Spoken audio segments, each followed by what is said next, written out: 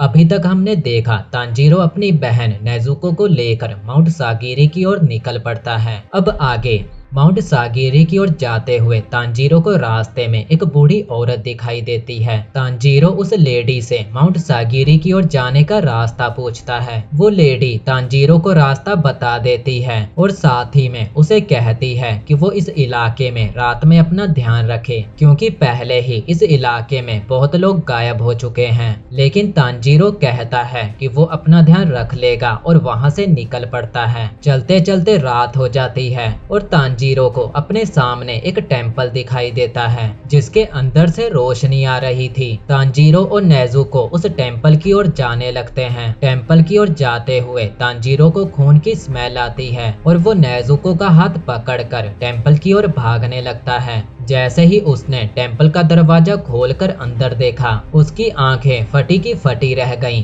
वहाँ पर एक डीमन लोगों को मारकर खा रहा था। तभी वो डीमन तांजीरो को देखता है और उस पर हमला कर देता है, मगर तांजीरो अपनी कुल्हाड़ी से उस डीमन का गला काट देता है। लेकिन वो डीमन बहुत जल्द हील हो रहा था। वो डीमन तांजीरो को पकड़कर उसका गला दबा देता है। लेकिन तभी नेजुको उस डीमन के सर पर इतनी जोर से लात मारती है कि उसका सर ही उसके शरीर से अलग हो जाता है। लेकिन वो डीमन अभी भी जिंदा था। वो डीमन नेजुको को कहता है, तुम एक डीमन हो और तुम एक इंसान के साथ क्या कर रही हो। अब डीमन की बॉडी नेजुको पर हमला करने लगती है और इधर डीमन के सर में से दो हाथ निकल आते हैं और वो तांजीरो पर हमला कर देता है। तांजीरो उस डीमन के सर पर अपने सर को जोर से मारता है और फिर वो अपनी कुल्हाड़ी को डीमन के सर के साथ ही पेड़ की ओर फेंक देता है और डीमन पेड़ पर कुल्हाड़ी के साथ फंस जाता है। अब तांजीरो देखता है कि उस डीमन की बॉडी नेजुको को बुरी तरह से पीट रही है, तो तांजीरो डीमन के साथ ही पहाड़ी से नीचे कूद पड़ता है। लेकिन नेजुको तांजीरो को पकड़ लेती है और डीमन की बॉडी पहाड़ी से नीचे गिरने के बाद डीमन का सर बेहोश हो जाता है। अब तांजीरो उस डीमन के पास जाता है और अपना चाकू निकाल कर उसे मारने लगता है और सोचता है कि इस डीमन को मारना होगा, नहीं तो ये और लोगों की जान लेता रहेगा। अब तांजीरो उस डीमन को मारने के लिए आगे बढ़ता है,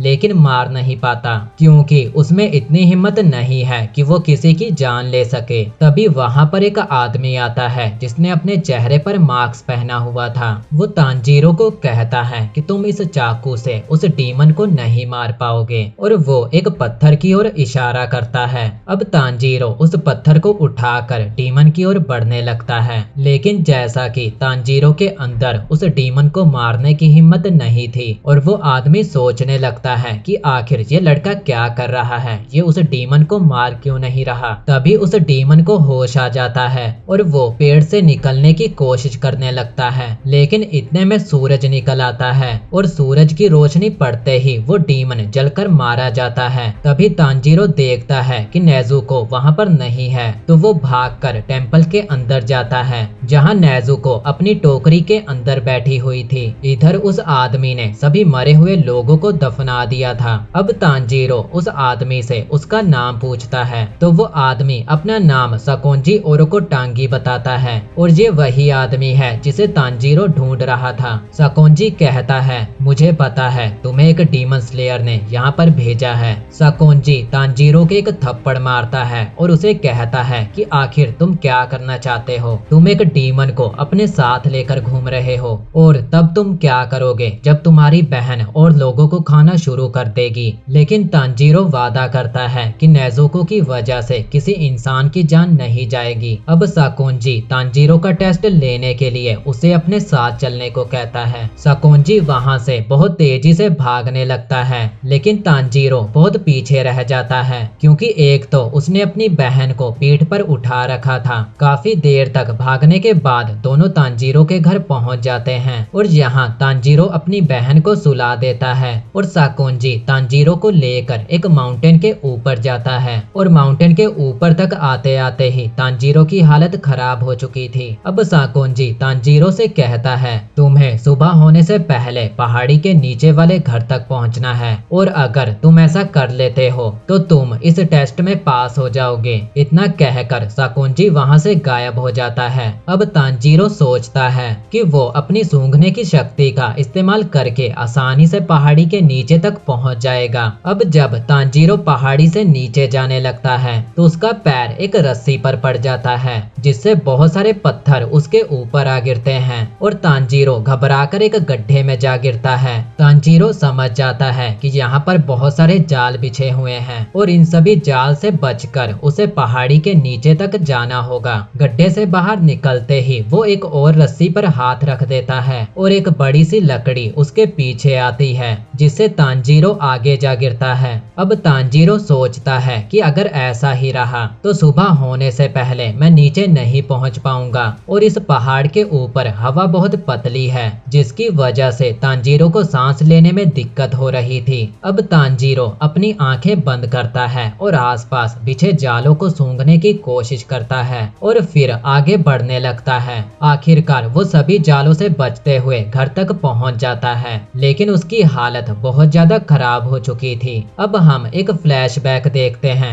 उसी डीमन स्लेयर ने साकोंजी को एक लेटर भेजा था, जिसमें लिखा था, मैं आपके पास एक लड़के को भेज रहा हूँ और वो लड़का डीमन स्लेयर बनना चाहता है। उसकी बहन एक डीमन में बदल चुकी है, लेकिन डीमन में बदलने के बावजूद वो लड़की किसी इंसान पर हमला नहीं करेगी और इस लड़के में आप ही की तरह सूंघने की कमाल की शक्ति है। ये लेटर पढ़ने के बाद साकोंजी तांजीरो को ढूंढने के लिए निकल पड़ता है और ऐसे ही ये दोनों उस टेम्पल में मिले। अब हम प्रेजेंट में आ जाते हैं। अब साकोंजी तांजीरो को अपना स्टूडेंट बनाने के लिए तैयार हो जाता है। अब साकोंजी तांजीरो को बताता है कि डीमन स्लेयर बहुत पुराने समय से इंसानों को डीमन से बचाते आ रहे हैं और डीमन स्लेयर को लीड कौन कर रहा है ये कोई भी नहीं जानता। डीमन इंसानों को खाते हैं, लेकिन वो कब और कहां से आएंगे ये कोई नहीं जानता। इन डीमंस के पास अलग अलग तरह की पावर होती है, जैसे कि कोई डीमन बड़ा हो सकता है और कोई डीमन छोटा हो सकता है, और अगर इन डीमन की बॉडी को खत्म कर दिया जाए तो भी ये नहीं मरते।